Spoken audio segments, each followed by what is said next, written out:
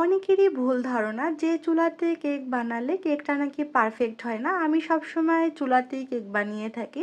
আজকে আমি একটা পাউন্ড কেক বানাবো, যার জন্য ডিমের সাদা অংশটাকে আলাদা করে এর সাথে চিনি দিয়ে দিলাম। তারপর আমি বিট করে নেব। বিট করা হয়ে গেলে আমি অল্প একটুখানি ভিনেগার দিয়ে দিব যাতে ডিমের ঘ্রাণটা চলে যায়। তারপরে এটাকে আরও কিছুক্ষণ বিট করে নিতে হবে। এরপর যখন বিট করা হয়ে যাবে আমি এর মধ্যে ডিমের কুসুমটা দিয়ে দিব আর সাথে দিয়ে দিব তেল। তারপরে অনেকক্ষণ বিট করতে হবে না, 20 সেকেন্ডের মতো বিট করে নিলেই কিন্তু হয়ে যাবে। তারপরে আমি এর মধ্যে 1 কাপ ময়দা দিয়ে দিব আর সাথে সামান্য একটুখানি বেকিং সোডা আর 1 চামচের মতো বেকিং পাউডার দিয়ে দিব আর সামান্য একটু লবণ।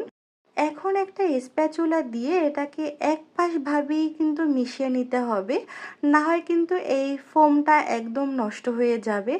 এই তো খুব সুন্দর করে মিশিয়ে নেওয়া হয়ে গেল। আমি সামান্য একটু লিকুইড দুধও দিয়েছিলাম। যেহেতু বাসায় বাচ্চাদের জন্য বানানো হবে এর জন্য আমি বেশ অনেকটা চকো চিপস দিয়ে দিলাম যাতে বাচ্চারা খুবই পছন্দ করে। এই তো চকো চিপসগুলো দিয়ে খুব সুন্দর করে নেড়ে চেড়ে আমি এখন মোল্ডে ঢেলে নিব।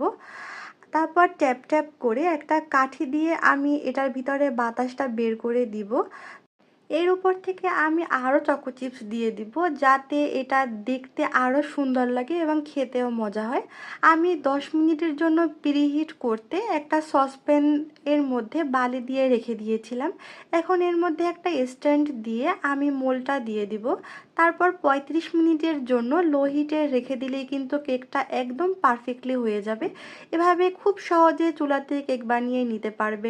চুলাতে আমার এই কেকটি কেমন হয়েছে অবশ্যই জানাবেন। ওকে, আল্লাহ হাফেজ।